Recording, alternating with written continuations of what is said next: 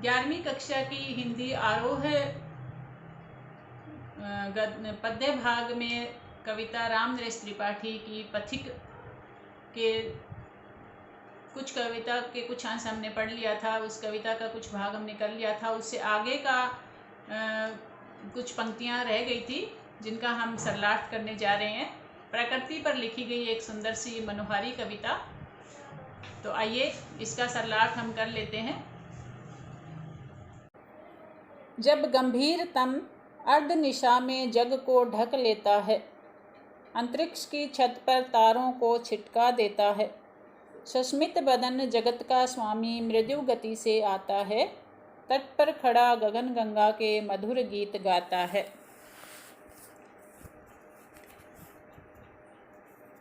इसमें रात का वर्णन है। कवि कह रहा है गंभीरतम।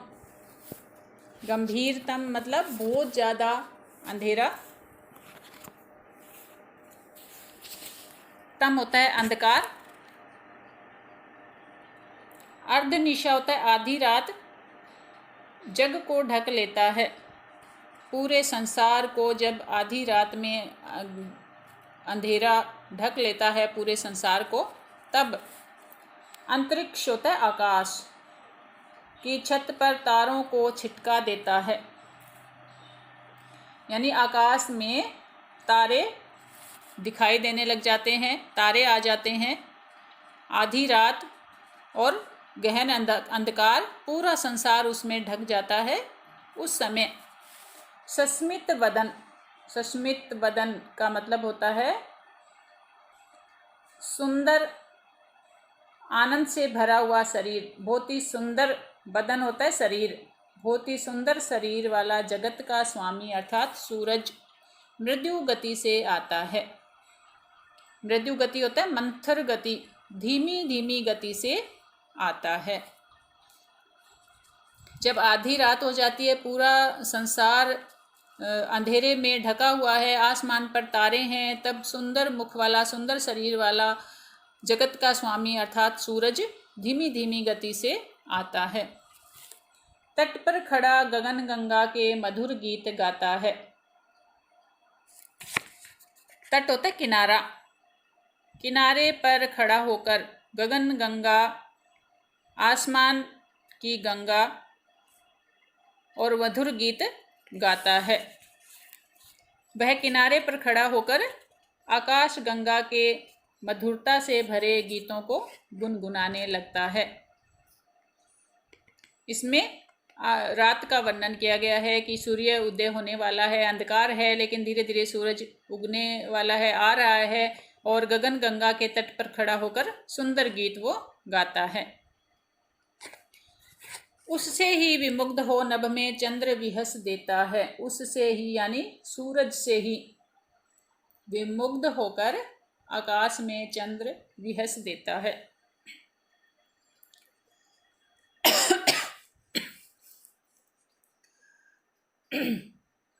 उसके गीतों से मुग्ध होकर, विमुग्ध हो जाना, बहुत ज़्यादा प्रसन्न होना, मोहित हो जाना। आकाश में चंद्रमा भी हंसता है, हंस देता है। वृक्ष विविध पत्तों पुष्पों से तन को सज लेता है। जितने भी वनस्पति है, वृक्ष हैं, वो भिन्न भिन्न प्रकार के फूलों से, पत्तों से अपने आप को सजा लेते हैं। पक्षी हर्ष संभाल न सकते, मुग्ध चहक उठते हैं। पक्षी भी अपना हर्ष होता है, खुशी, संभाल नहीं पाते और मुग्ध यानी खुशी से चहक उठते हैं, चहचहाने लग जाते हैं। फूल सांस लेकर सुख की सानद महक उठते हैं। फूल भी सांस लेकर सुख और आनंद की अनुभूति कराने के लिए महकने लगते हैं। यानी प्रभात के स्वागत में, सूर्योदय के स्वागत में प्रकृति के सभी आदान अपने अपने ढंग से प्रतिक्रिया करने लगते हैं। जब सूर्योदय होने वाला होता है तो पक्षी इतने मुग्ध होते हैं कि वो चहकने लग जाते हैं। फूल भी खिलने लग जाते हैं, उनकी महक से वातावरण भर जाता है। पेड़ पौधे भी पत्तों और पुष्पों से अपने आप को सजा लेते हैं और चंद्रमा भी हंसने लगता है। तो ये सब सूर्योदय के समय प्रकृति जो है अपने आप को बहुत ही सुंदर सजा लेती है, अलग अलग ढंग से प्रतिक्रिया करने लगती है। आगे पढ़ते हैं। वन उपवन गिरी सानु कुंज में मेघ बरस पड़ते हैं। वर्षा का वर्णन है। वर्षा भी एक प्रकृति का हिस्सा है कि वनों में, उपवन में, उपवन होता है बाग बगीचा, गिरी यानी पहाड़, सानु होता है समतल भूमि, कुंज, कुंज होता है लताओं का संग्रह, बहुत सारी बेलें इकट्ठी हो जाती हैं तो उसे लताओं का समूह है, कुंज कहते हैं। में मेघ बरस पड़ते हैं, मेघ होते हैं बादल। वनों में, उपवन बगीचों में, पहाड़ों पर, समतल भूमि पर और लताओं के समूह पर मेघ बरस पड़ते हैं, बादल बरसते हैं। मेरा आत्म प्रलय होता है, नयन नीर झड़ते हैं। कवि कह रहे हैं कि तब मेरा आत्म प्रलय होता है। आत्म प्रलय मतलब मैं बहुत ही ज़्यादा भाव विहल हो जाता हूँ। नयन नीर झड़ते हैं और मेरे नेत्रों से नीर यानी पानी झड़ता है। कवि इतना ज़्यादा प्रसन्न हो जाता है कि वो अपनी खुशी संभाल नहीं पाता और भाव विहल हो जाता है, उसकी आंखों से आंसू झड़ने लग जाते हैं खुशी से। आगे वो अपनी पत्नी को संबोधित करता है कि पढ़ो लहर तट तरण तरु गिरी नभ किरण जलद पर लिखी हुई है मधुर कहानी विश्व विमोहन हारी। कि हे प्रिय तुम भी पढ़ो। लहर, तट,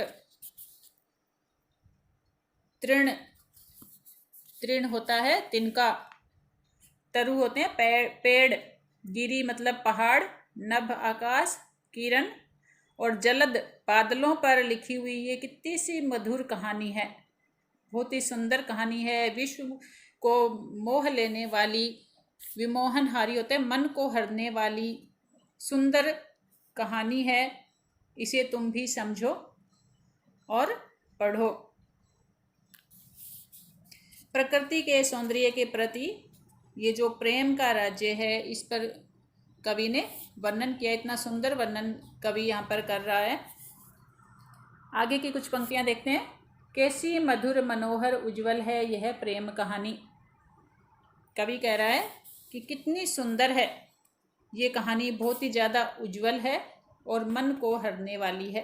मनोहर, मन को हरने वाली सुंदर उज्जवल कहानी है ये, प्रकृति की प्रेम कहानी है। जी में है अक्षर बन इसके, बनो विश्व की बानी।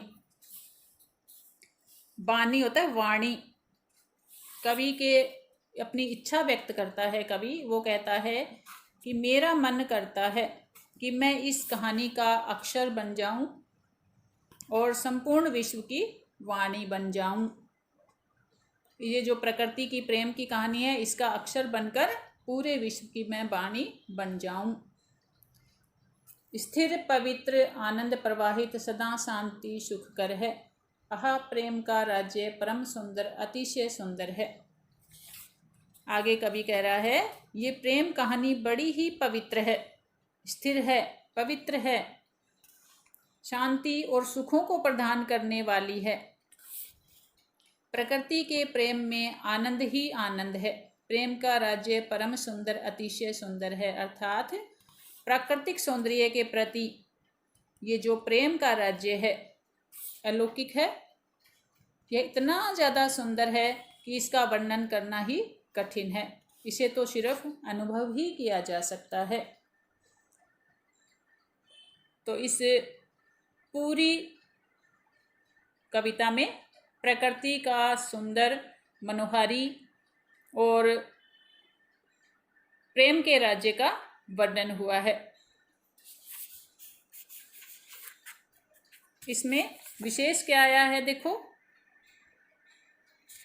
प्रकृति के प्रति कवि का पहले तो प्रेम मुखरित हुआ है, प्रकृति के प्रति उसने अपना प्रेम प्रकट किया है। अनुप्रास अलंकार है, मानवीकरण अलंकारों का भी सुंदर वर्णन यहाँ पर हुआ है। प्रसाद गुण है। शब्द योजना एकदम सटीक है, सार्थक है, तत्सम शब्दों का प्रयोग हुआ है। खड़ी बोली भाव अभिव्यक्ति में भी सहायक है। तो इसका व्याख्या करते हुए पहले हम प्रसंग प्रस्तुत करते हैं। लिखते हैं कि प्रस्तुत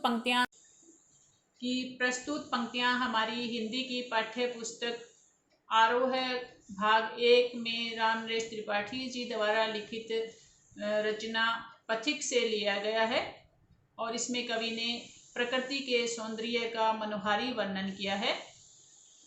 इसमें कवि ने अपनी पत्नी को भी संबोधित किया है और प्रकृति प्रेम को समझने की अपेक्षा वो उससे रखता है। कवि को प्रकृति से बहुत प्रेम है और वो इसका हिस्सा बनना चाहता है। इस सुंदर सी प्रेम कहानी की वाणी बनना चाहता है, पूरे विश्व की वो वाणी बनना चाहता है।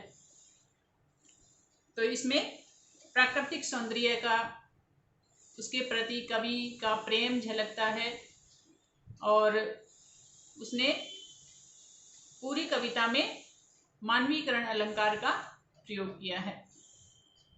तो ये कविता आपको अच्छे से समझ आ गई होगी। इसको एक बार पढ़ना और ढंग से समझना। धन्यवाद।